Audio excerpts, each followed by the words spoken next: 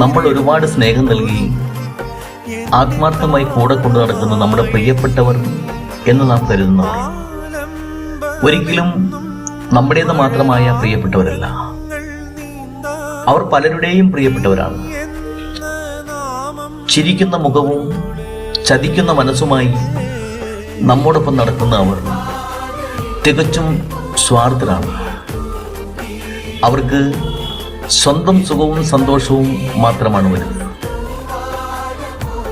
അതിനായി അവർ നമ്മളെപ്പോലെ പലരെയും ഉപയോഗിക്കുന്നു. അവരുടെ ആവശ്യങ്ങൾ കഴിഞ്ഞാൽ അവർ പറയുന്നത് മാത്രം കേട്ട് അവരെ ചോദ്യം ചെയ്യാതിരുന്നാൽ മാത്രമേ അവർ പ്രിയപ്പെട്ടവരെ പോലെ അഭിനയിച്ച് കൂടെ ഉണ്ടാവുകയുള്ളൂ. അല്ലാത്ത പക്ഷം യാതൊരു മനസാക്ഷിയുമില്ലാതെ അവർ നമ്മളെ കറിവേപ്പില പോലെ വലിച്ചെറിഞ്ഞ് നമ്മുടെ മേൽ 100 കുറ്റങ്ങൾ നിരത്തും.